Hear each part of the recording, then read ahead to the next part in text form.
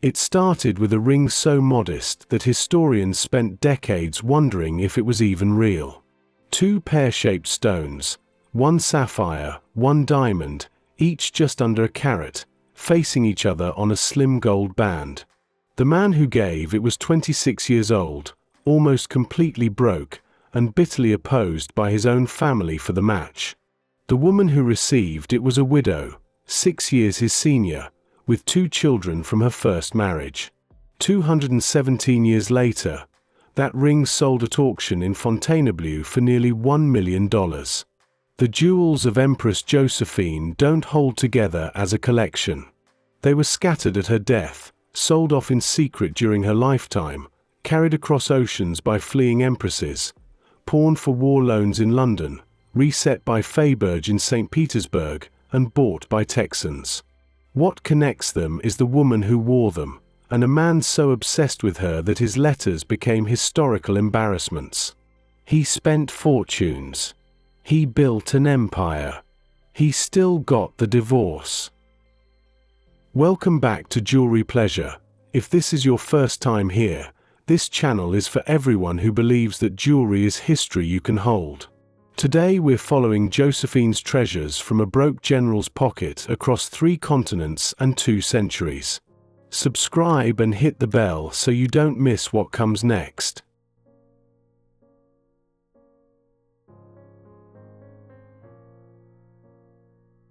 Napoleon Bonaparte proposed to Marie-Joseph Rose Tascher de la Pagerie in January 1796. He had almost nothing to offer her. His salary as a general was in arrears. His family thought the match humiliating. She was a Caribbean-born widow, older than him, with debts of her own. But he was infatuated in a way his letters make painful to read, and the ring he gave her was exactly as extravagant as he could manage at the time. A yellow gold band set with 2 pear-shaped stones, a sapphire and a diamond, facing each other in the toy-at-moi style. You and me. Each stone weighed just under a carat. They married on the 9th of March, 1796. 2 days later, Napoleon left to take command of the army of Italy. The ring stayed in Bonaparte family hands for more than 2 centuries. Josephine passed it to her daughter Hortense, Queen of Holland. Hortense passed it to her son, who became Napoleon III, whose wife Empress Eugénie wore it, and who gave it onward by descent until, in March 2013, the Osnat auction house in Fontainebleau listed it with an estimate of €10,000 to €15,000. The final hammer price was €730,000. The auctioneer, Emily Villain, told journalists afterward, "In my wildest dreams I did not think we would outsell the estimate by more than 47 times." With the buyer's premium, the ring cleared the equivalent of US $1.17 million. The buyer has never been identified. The sapphire and diamond are still just under a carat each. What changed was everything else.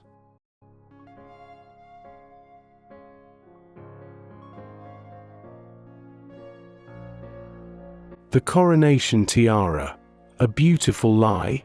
For most of the 20th century, there was one image that said Josephine at her coronation more powerfully than any other. A sweeping yellow gold diadem set with 1,040 diamonds weighing approximately 260 carats in total, mounted in cascading laurel and palmette motifs. Van Cleef & Arpels had acquired it in the late 1940s and displayed it as the piece the Empress wore at Notre Dame on the 2nd of December, 1804, the day Napoleon crowned himself and then turned to crown her.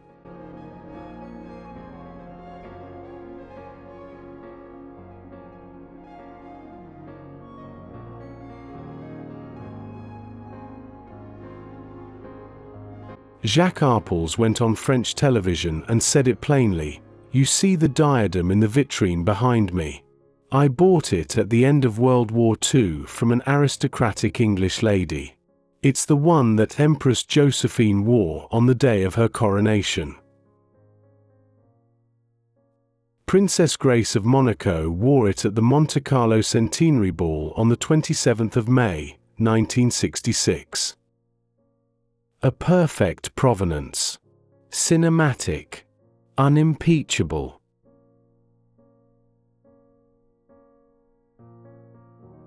Then the historians arrived.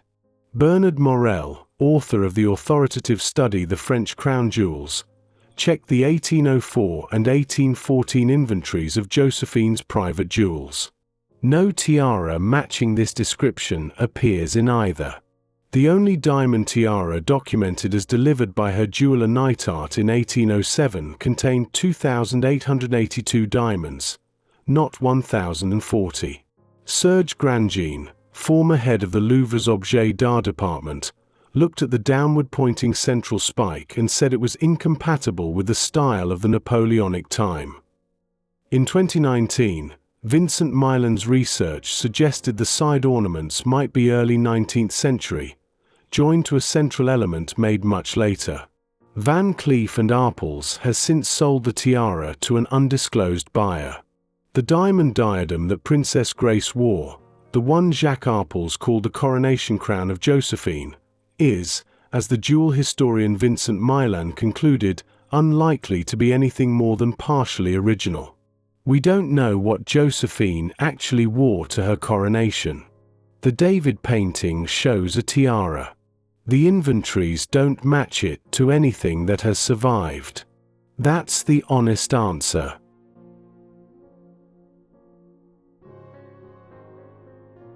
The wheat sheath tiara, Nito's signature. On the 15th of July, 1804, 8 weeks after the proclamation of the empire and 5 months before the coronation, Josephine appeared at the Great Légion d'Honneur ceremony at the Invalides in Paris. It was her first official public appearance as sovereign. Madame de Remusat was there and wrote it down. She appeared in broad daylight, attired in a robe of rose-colored tulle, spangled with silver stars, and cut very low. Her headdress consisted of a great number of diamond wheat ears. The wheat motif was everywhere in empire design, symbol of fertility, abundance, and Ceres, the goddess of the harvest. But Marie-Étienne Nito, who had been Napoleon's official jeweler since 1802, made it distinctly Josephine's. The surviving wheat sheath tiara, made around 1811 by Nito's son François Regnault, takes the form of 9 stalks of wheat, set with more than 66 carats of old-cut diamonds in gold and silver. It's not overwhelming in size. What it does is concentrate the motif into something almost botanical, elegant in the way things are when they look like they grew rather than were assembled. Nito himself died in 1809, but the firm he founded outlasted the empire, the Restoration, the July Monarchy, the Second Empire, and 2 world wars. In 1885, it was acquired by Joseph Chaumet. In 2011, Chaumet bought the wheat sheath tiara back and placed it in the Heritage Collection, one of the oldest objects in a house that considers itself the living descendant of the woman who wore it.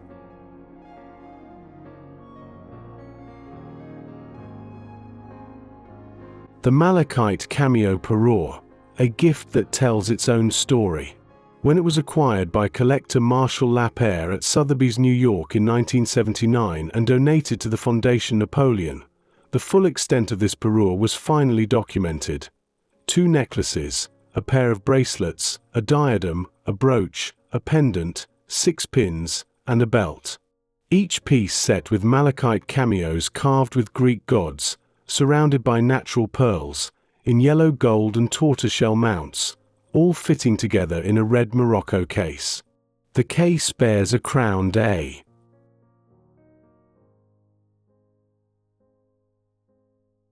That monogram belongs not to Josephine but to Auguste Romilly of Bavaria, vicereign of Italy and Josephine's daughter-in-law.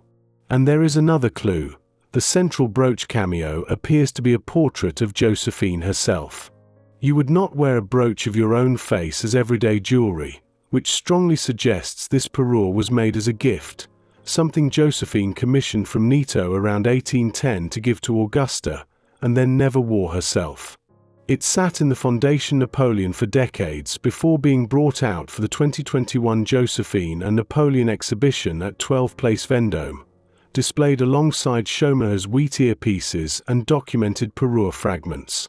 A near-complete empire parure is extraordinarily rare. Most were broken up, recut, reset, or sold in pieces over the course of the 19th century. This one survived intact because it was a gift, and the recipient kept it together.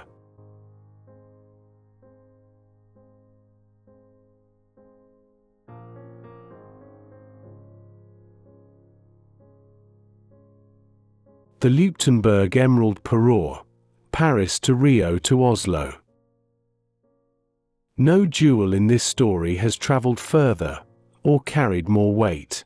The Leuchtenberg Emerald Parure, a suite of emeralds and diamonds attributed to Nito, made in France in the early 19th century, was bequeathed by Josephine to her son Eugene de Beauharnais. Eugene gave it to his wife Augusta of Bavaria.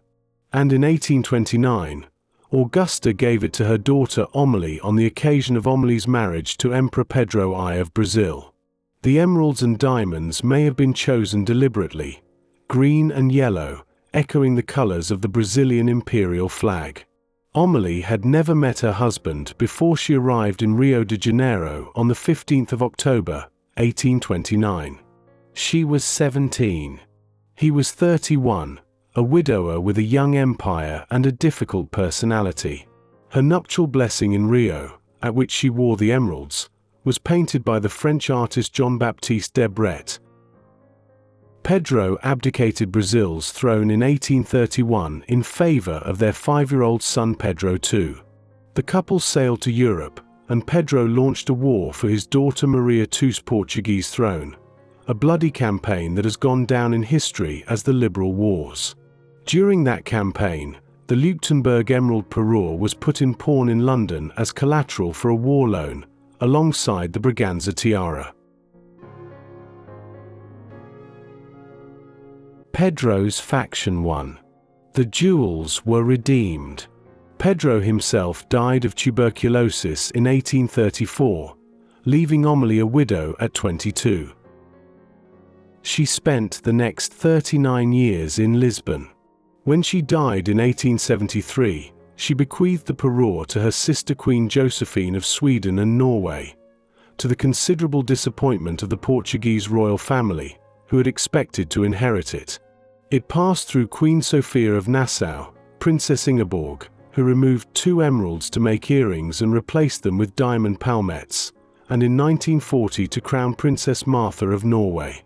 Martha was carrying the parure when she fled German-occupied Norway, wrapped in a scarf.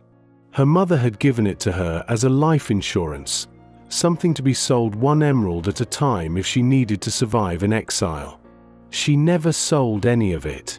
Today the parure is worn by Queen Sonja of Norway, who chose it for the 2012 Ruby Jubilee dinner of Queen Margrethe II of Denmark and for the 1984 French state visit to Norway, returning the emeralds, in a way, to the country where they were made. A note for accuracy: Norwegian royal historian Trond Noren Isaacson has argued that the Josephine provenance for this parure is a legend invented in the 1950s, and that neither the 1804 nor the 1814 inventories of Josephine's estate match its description. What is certain is that it belonged to Augusta of Leuchtenberg. Whether it was Josephine's before that is, honestly, unverified. The Leuchtenberg Sapphire Parure, what Augusta's letter changed. For years, the standard story was romantic and simple. Napoleon gave a spectacular sapphire parure to Augusta of Bavaria as a wedding gift when she married his stepson Eugene de Beauharnais in January 1806. It made a good story. Royals in Scandinavia repeated it. Books repeated it. Then a Swedish documentary team found a letter. In February 1811, Augusta wrote home to Bavaria, describing the gift she had received for the birth of her son. For the birth of my son, I received extraordinary wonderful gifts. Also, the Empress sent to me a set in sapphires and diamonds, and the Emperor elevated my son over the baptism, and he became August Napoleon. The Empress was Josephine. The occasion was the birth of Augusta's son Auguste Napoleon, on the 9th of December, 1810. The parure wasn't a wedding gift from Napoleon. It was a birth gift from Josephine, 5 years later. Jewel historian Claudia Tomé Witt, whose research appeared in the Swedish documentary Kungliga Smycken, is responsible for this revision. The original romance, Napoleon presenting sapphires to a new daughter-in-law, is gone. What remains is arguably more interesting. Josephine, by then divorced from Napoleon and living at Malmaison, still generous, still maintaining her family connections, still spending what she had. The parure passed in 1823 to Augusta's daughter Josephine of Leuchtenberg on her marriage to the future Oscar I of Sweden, and it has been in Swedish hands ever since. Queen Victoria of Sweden willed it to the Bernadotte Family Foundation in 1930, deciding it was too significant to risk passing by individual inheritance. Every Swedish queen since has worn it for state occasions and Nobel ceremonies. Queen Sylvia, who has worn it more than any other living queen, described the tiara in the documentary. It's very easy to wear and is not at all heavy. You can pick up the form you like best. You can have it half open like a diadem, or opt for a crown-like setting. 11 deep blue rectangular sapphires across a base of diamond honeysuckle leaves. Josephine picked them out for a grandchild she adored. That child is long gone. The sapphires are not.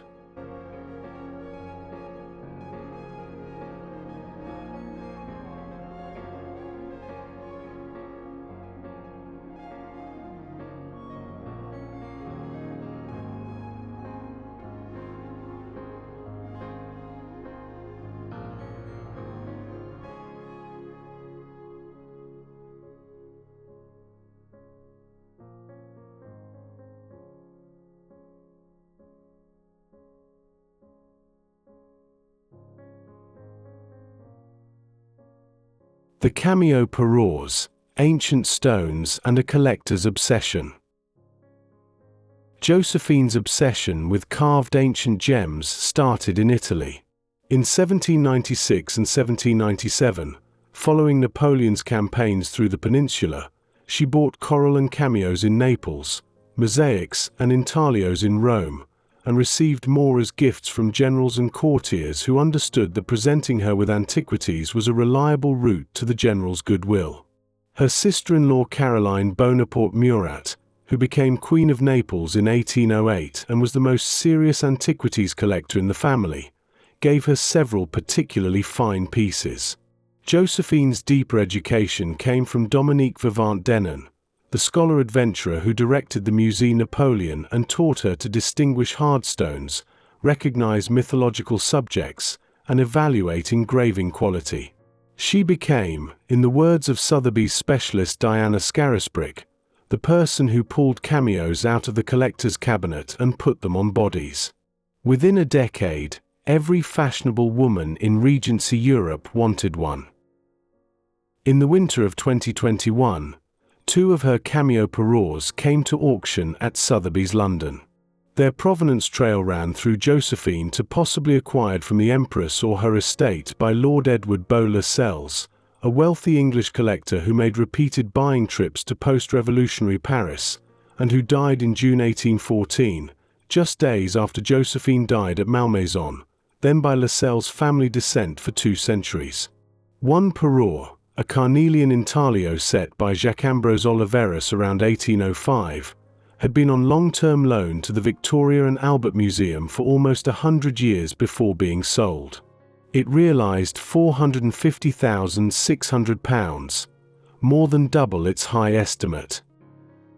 The second, a 5 cameo gold diadem with belt clasp and ornament, depicting Medusa, Zeus, Pan, Bacchus, and Gaia nursing a child, realized £126,000. Combined, The two lots cleared the equivalent of roughly $763,000. Both buyers remain anonymous. The word tradition appears in every Sotheby's catalogue entry for Josephine attributed pieces. Tradition means, we believe this, we have reason to believe this, but the paperwork is thin. Her jewels were sold privately during her lifetime, brokered through her children, dispersed without documentation. She kept no proper inventory. For the most important collection of the Napoleonic age, the silence in the records is almost total.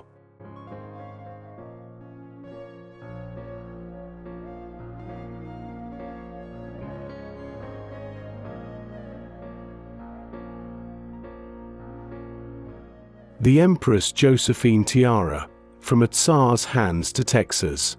In late April 1814, with Napoleon exiled to Elba and the Russian army occupying Paris, Tsar Alexander I began calling at Malmaison. The 1860s painting by Hector Vigor in the Malmaison collection imagines one of these visits, Josephine in her garden, the Tsar tall and attentive beside her. Their relationship was one of genuine fascination on both sides. During one of his visits, Alexander presented her with a cache of briolette-cut diamonds, elongated, multifaceted drops that catch light at every angle. It is plausible that the gift was related to a transaction happening at the same time. Alexander was buying old master paintings from Josephine's collection. Those paintings are still in the Hermitage today. Days after hosting him at a grand dinner at Malmaison, Josephine caught a chill during an outdoor ride at Hortense's chateau. She never recovered. She died of pneumonia on the 29th of May, 1814, aged 50. Napoleon, on Elba, locked himself in his rooms for 2 days when the news arrived. After Waterloo, traveling to his final exile on St. Helena, he stopped at Malmaison and visited her grave. On his deathbed on the 5th of May, 1821, according to General de Montholon's memoir, his last words included her name, France Army, Tete d'Armée, Josephine. Montholon, it should be said, is the only eyewitness who records it that way. The accounts of Bertrand and Marchand, considered by historians more reliable, do not mention her name at all. Whether he said it or not, the story has clung to him for 200 years. The Tsar's briolettes passed to Josephine's son Eugene, and after Eugene's death in 1824 they moved deeper into Russian royal life. His son Maximilian, 3rd Duke of Leuchtenberg, married Grand Duchess Maria Nikolaevna, eldest daughter of Tsar Nicholas I, in 1839. Around 1890 the Leuchtenberg-Romanov family commissioned August Holmström, head jeweler of Feyberg in St. Petersburg, to mount the stones into a tiara, a small, precisely structured piece just 13.2 centimeters wide. Graduated arches of old-cut diamonds, knife-edge collet spacers, and at the center a pear-shaped diamond flanked by 3 briolette drops and 1 old-cut stone. After the Russian Revolution scattered the Leuchtenbergs, the tiara surfaced in Switzerland, where King Albert I of Belgium bought it from a dealer in Vevey for his wife, Queen Elizabeth. It passed to their son Prince Charles Theodore, then to his sister Queen Maria José, last Queen of Italy, then to her daughter Princess Maria Gabriella of Savoy. On the 12th of June, 2007, Christie's London offered it as Lot 41 with an estimate of £400,000 to £600,000. It sold for £1,050,400, roughly US $2,071,389. The buyers were Artie and Dorothy McFerrin, Texan collectors of Feyberg. The tiara is now on permanent display at the Houston Museum of Natural Science, staged in a case that lets visitors who lean forward see it reflected, as if placed on their own heads. It started as a gift from a Russian emperor to a French empress who died 3 weeks later. It is now in Texas. There's no Josephine collection. There's no museum that holds more than a piece or two. What exists is a kind of scatter, a ring in an anonymous buyer's possession, a tiara in Houston, sapphires in Stockholm, emeralds in Oslo, cameos that spent a century in the V&A with no one quite sure whose they were. Josephine herself spent the last years of her life quietly selling pieces to cover debts she never stopped accumulating. She sold in secret, through her children, without paperwork. She died surrounded by roses she'd collected from around the world, in the house that had been her refuge, and left an estate that was almost half jewelry, 11 million francs in total, most of it in stones. Napoleon stopped at her grave on his way to St. Helena. He stopped. Whatever he said at the end, he went back to her grave first. Subscribe to Jewellery Pleasure and leave a comment. Which piece surprised you? See you in the next video.